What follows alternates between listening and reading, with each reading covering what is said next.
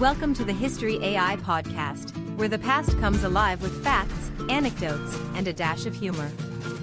Here are your hosts, Chuck and Marco. Welcome back to the History AI podcast. I'm your host Chuck, joined by the ever-knowledgeable Marco.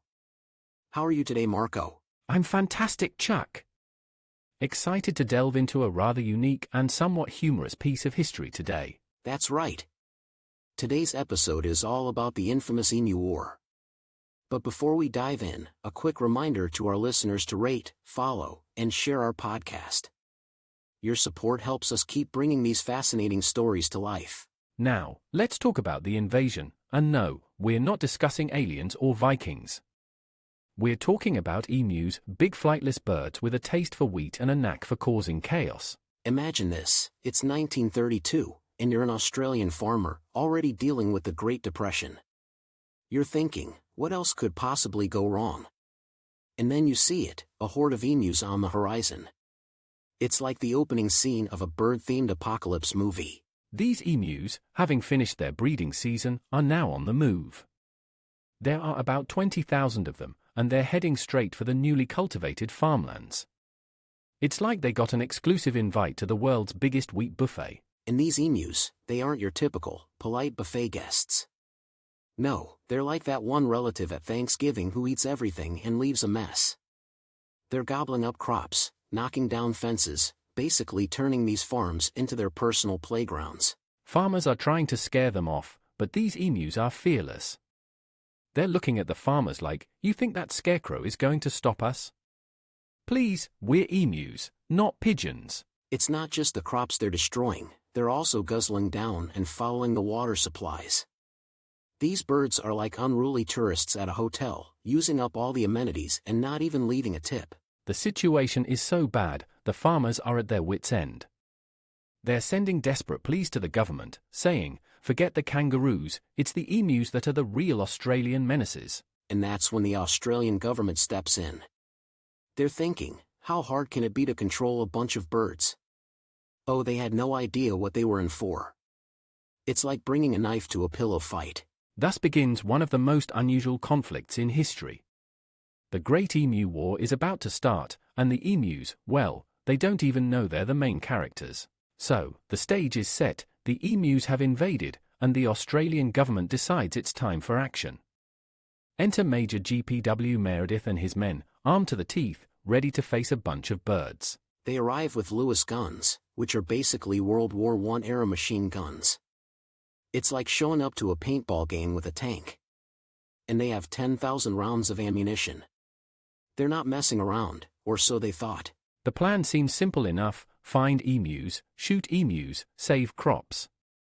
But these soldiers soon realize they're not dealing with ordinary foes. These emus are more elusive than a politician's tax returns. Their first encounter near Campion is a disaster. They're expecting to easily mow down these birds, but the emus have other ideas. They scatter in all directions, running with surprising speed.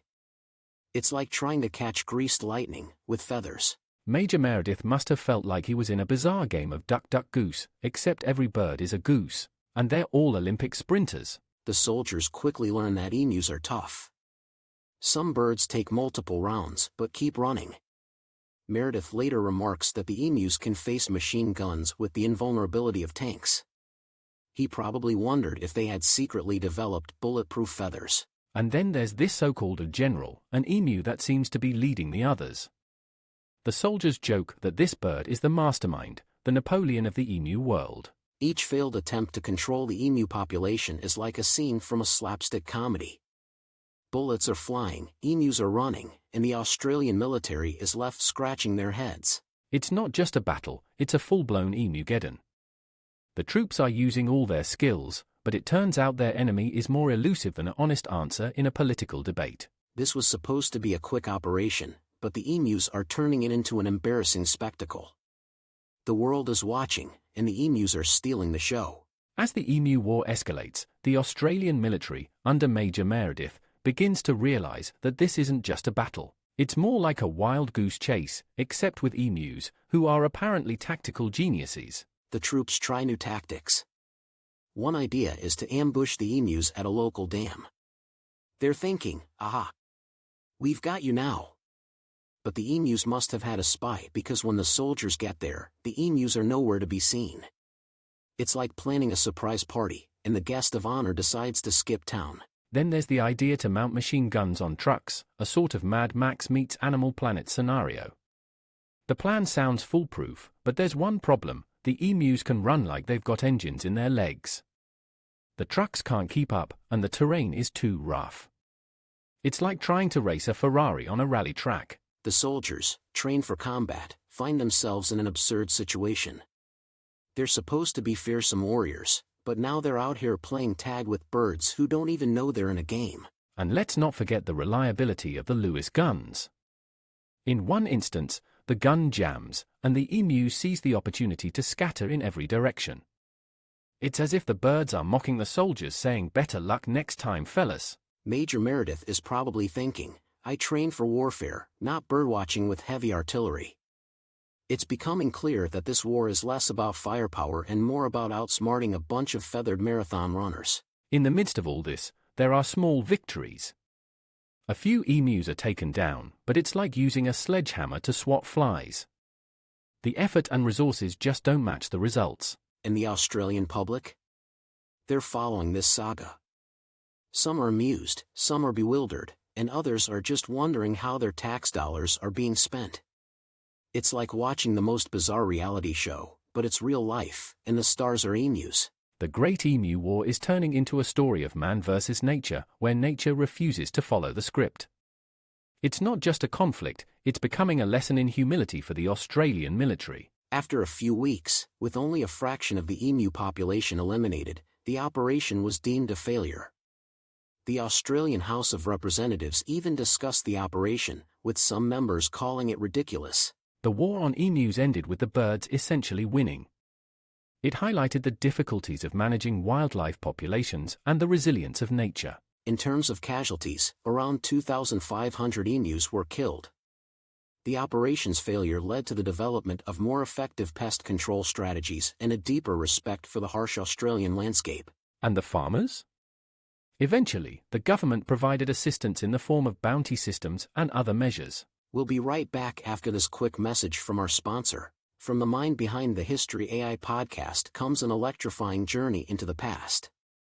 A ripple through time, Franklin's Folly. Dive into a tale where Benjamin Franklin, America's beloved inventor, takes an unexpected journey through time. But with his leap, he unleashes a powerful ripple.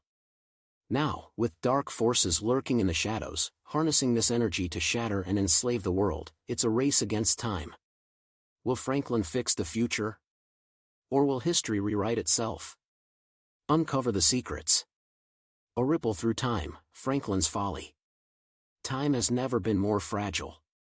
On Amazon now. So Chuck, the Emu War, while seemingly a small and bizarre blip in history, does offer some important lessons. Absolutely, Marco. It's a testament to the unpredictability of nature and the unintended consequences of human intervention in the environment. And let's not forget the emus, the unlikely victors in a war against the modern military. Before we wrap up, a special thank you to our listeners for joining us today. Remember, you can suggest topics for future episodes through our social media channels. Rate, follow, and share the History AI podcast to keep up with our latest episodes. Until next time, this is Chuck and Marco, signing off from the History AI podcast.